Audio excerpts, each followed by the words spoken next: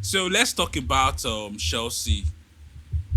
Enzo Maresca, the new boss. He's been exceptional, though he didn't start well. But right now, it seems like Chelsea have gotten their team. Kopama is scoring goals, assisting, though not against the big teams, but against the smaller teams. He's having assists, he's having goals. You know, somehow the team is not playing well. They found the formula to win. And what can you say about Chelsea this season as a team that is getting results? Yeah, well, the only thing I would say is that sometimes you just need to give clubs, managers the benefit of the doubt.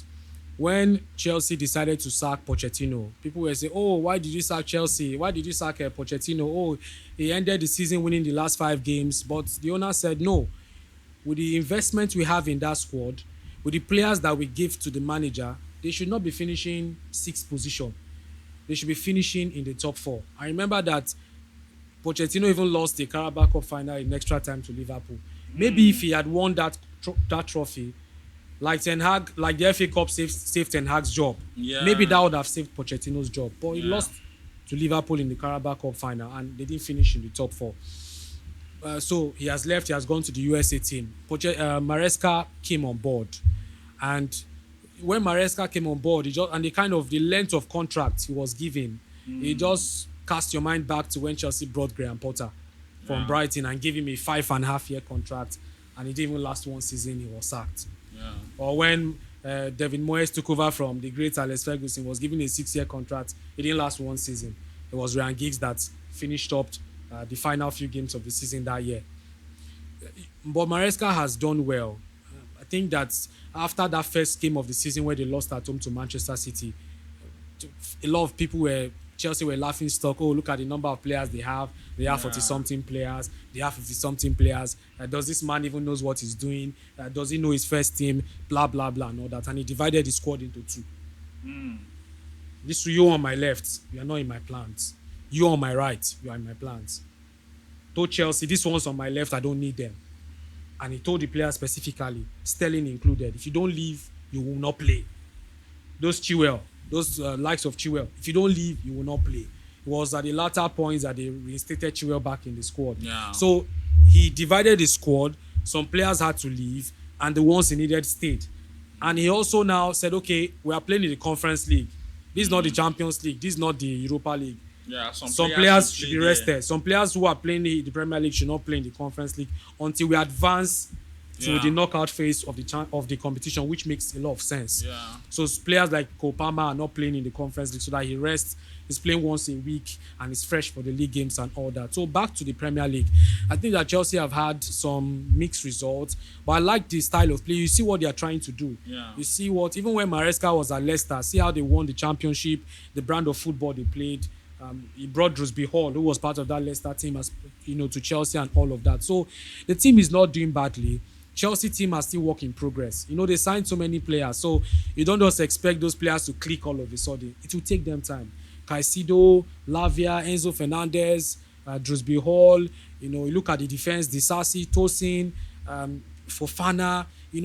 It's going to take these guys time to blend together. But I think that gradually he's beginning to know what his starting lineup is. Because it was always going to take him time. As a manager, you don't just come to a new club and say, okay, especially when that club signs too many players and say, oh, this is the players I want to work with. No, you have to watch them day in, day out in training and then decide that, okay, for my back four, this is the players I want. You see that in the league, he uses Sanchez. In the Conference League, he uses Jorgensen. So he's just trying to balance the squad and just trying to have that squad that can do well in the league and in other competitions. I think that it's a possibility that Chelsea will win the league this season, obviously, but I think that getting into the Champions League is what Chelsea fans will be desperately asking Maresca for. So can they make the top 4? Is there any possibility that... when you look because they are 19 points, they are at the same point with Arsenal, and we are saying Arsenal are likely, title contenders. No, when you look at the teams that they are contesting against, you look at Tottenham, Look at Manchester United, who I think will come up now that Amorim is there. Aston Look at Villa, Aston Villa. Nottingham Forest. No, I don't think Nottingham Forest is finishing top four. I think that when They have 19.2 yes, I as know, well. I know. They don't have that quality that Aston Villa has. They don't have the What experience. if they pull a shocker like Leicester City and No, I don't think it's this season. I don't think it's this season. That season Leicester won the league. All the Premier League teams had a meeting, the big teams, and said, okay, let's perform poorly and let's allow Leicester to win. No, but credit to them, they did well that season with Vardy, That's Mahrez, a big and all fallacy. I won't agree no, with you. I'm just it's just on their side. Leicester did well because they ended up winning the league by 10 points ahead of Arsenal. That's massive. So Is that even going to happen again in the Premier League? look at how many odds they were given. 5,000 to 1 odds to win the league. So imagine how many Nottingham Forest will be given. But I think that Chelsea can finish in the top 4. It's realistic. Yeah. It's a realistic target. If he doesn't finish in the top 4, then his job may be at risk. Is that a failure? If Maybe he doesn't- outside the top 4 and Carabao Cup, because I think they are the conference cup. league. Yeah, because I think they are like the favorite to win the conference league. Yes, they are the favorites, and if they win the Beating conference people league, 8-0, 3-0, and they are thereabouts. bullying everybody there. So, but you know that this is still the group stage. Yeah. Is when you now progress to the knockout phase. You see the teams, but obviously Chelsea are the biggest team in the conference league. But the conference league should be proud to have a team like Chelsea there because it gives that competition credence and it gives that competition. People are following that competition because of Chelsea. I see. So, but it's realistic. Chelsea can finish in the top 4, but they need to stay consistent. Even though if a player in Chelsea is injured, you don't know because there's another player to replace the player. Too many players.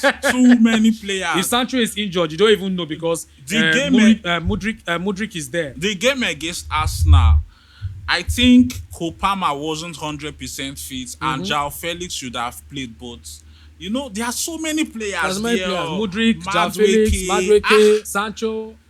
You know, a lot of players. Pedro Neto, a lot of wide forwards at Chelsea. Nkunku. Okuku is even complaining still that there. there is no playing time, that he wants to leave Chelsea, and we are hearing rumors that he's linked to Manchester United. I know everybody. You know when a club has a new coach, there's always links. Almost every player is linked to the club because you don't know what is in the thought of the manager. You don't know the kind of players the manager wants to work with. At least now he has told us that he's not going to bring any sporting player in January. But at the end of the season, anything can happen. You understand? So, but I think that ultimately Chelsea can make the top 4. It's realistic, but they need to work harder. They need to be more consistent. I think they're conceding too many goals. They're not keeping as many clean sheets as they would want to. And to achieve all these kind of targets, you need to be very tight at the back. Fofana has been good. He has not had injury issues. Unlike, he's not played football for many times, almost more than a year at some point where he had ACL injuries. But he has managed to stay fit. Tosin as well is there. Disasi. Cucurella has been beautiful for Chelsea. Rhys James is back from injury. If he's not there, Caicedo is not likely to be Kante right now. Exactly. He's playing so well. No, but funnily enough, that's one of the best signings Chelsea did, bringing Caicedo. You can't expect less now. Somebody that they paid over 100 million. Yeah, for. but Anthony is worth 100 million. What has he done for United? Jack Grealish was brought in for 100 million. Has it really been an A-list signing for City? No. But Caicedo has been very, very good. And that's why now if James is not there, Enzo is the captain. If Enzo is not there, Caicedo is now the captain. So the manager has given him that responsibility. Yeah. And not every player can embrace it, but he has been able to embrace it with his consistent performances. He was the captain for back to back. Arsenal, Yes. The match against Yes, Arsenal. back to back. He has been consistent back to back. When he came, he was struggling, and people say, "Oh, why did he not go to Liverpool?" Yeah. Because he would have gone to Liverpool. Why didn't he go to Liverpool? But he said, I can get into this Chelsea team and I can play in this Chelsea team. And this season he has been very, very good. He's been an excellent player for Chelsea this season. Okay, guys. Thanks for watching. This is the like, subscribe, and drop a comment.